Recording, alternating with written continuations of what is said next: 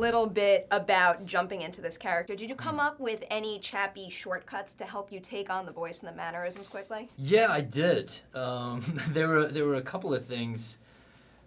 Probably the most important was I had a wardrobe challenge in that we did performance capture, which meant I was in this skin-tight grey suit while I was acting the scenes with the other actors. It's the complete opposite of gangster clothing, which is very loose.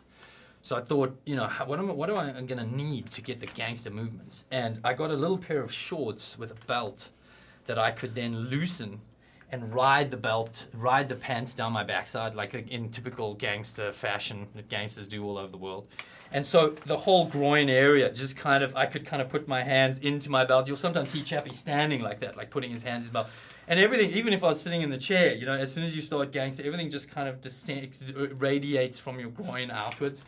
So that was one of my key things. I could always go back to the belt, the shorts, in the little gangster moments. Were there any other cues for Chappie's other modes, like childlike, or maybe when he's a big hero towards the end? I didn't really need that. I as a kid, it was just be a kid, and it was a really fun, wonderful 3 months of being a kid most of the time.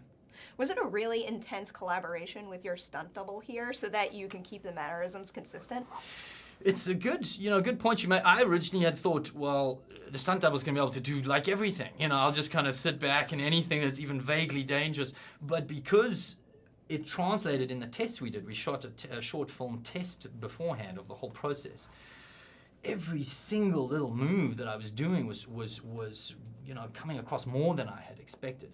And so I tried to do as much as I could myself in this case, because of that, because it was obvious to me more so than it would be in a normal film. Oh, that's not me, because so much focus was on the move. And now how about working with Neill as an actor's director? Because you have done it twice so far. Is he any different working with you while you're playing a VFX character? No. Neill and I think, have a very unique relationship. He just lets me do my thing, and I'm always appreciative of that with him. Were they able to get all of the footage that they needed, the VFX companies, while you were on set, or did you have to do any additional photography or post-production work with them to kind of fine-tune it? I did. They got everything they needed. I was just trying to think if we needed, anything else. No.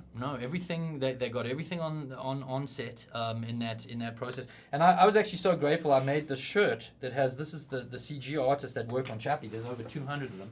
And I got their names. I went up to see them, and just to meet everybody and just say thank you so much, because I was so excited about the character when the film was done.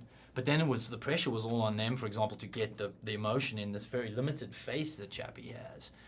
And they did such an incredible job. It's an awesome shirt. I would genuinely wear that if you would? guys sold it. You're the second person who really said would. that. I have a whole bunch that I had to print when I had them made, so maybe I'll sell them on the side. I want a Chappie ski cap with like those things coming out. With the ears? With the ears. I'd wear that too. Would you? That's actually a very cool merchandising idea.